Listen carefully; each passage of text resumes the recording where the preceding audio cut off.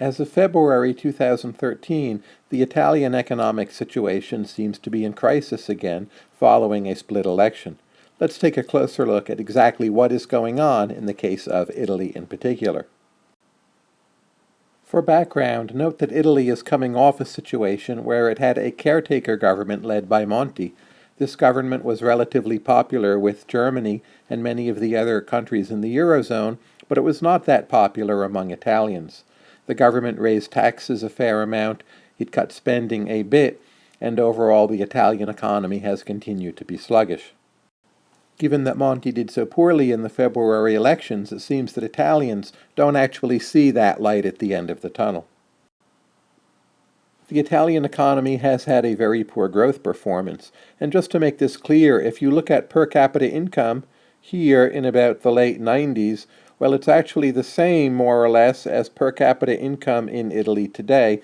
So think of that as there having been almost 15 years where in terms of per capita income, Italy has not been making forward progress. If you look at the longer-term picture, from the 1960s through the 1980s, Italy was overall a country with a good record in terms of economic growth, yet something has gone wrong.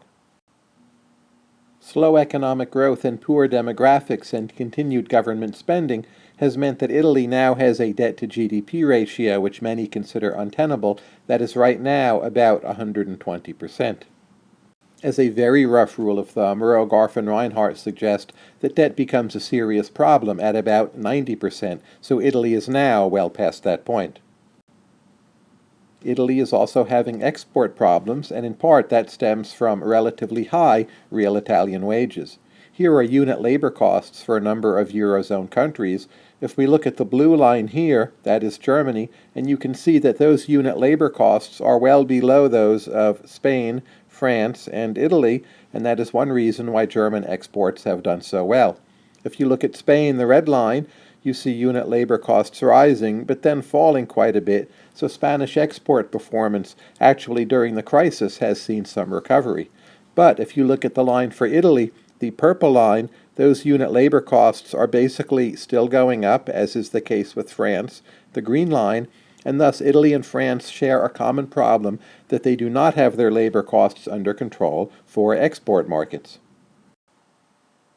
Now, just to thicken the plot, Italy is running what is called a primary surplus. A primary surplus means that they're on their own pulling in enough money to cover budget items other than interest payments on the debt. Right now, Italy's primary surplus is estimated at about 3 to 4%, which gives them actually quite a cushion. That means that at least in principle, Italy could default on some or all of its debt without having to raise taxes or cut spending. Furthermore, to the extent Italy is raising taxes, they're doing so to pay off past debt. And if they didn't have to pay off that past debt, they wouldn't have to be raising taxes or engaging in austerity. If you take away interest payments, the Italian government budget is self-sustaining. This again means that they are possibly more likely to default. A country which does not have a primary surplus, if it defaults, well, they then have a problem. No one will then lend them more money, and they still have to make up for their budget or part of their budget somehow, and they still will have to raise taxes or cut spending.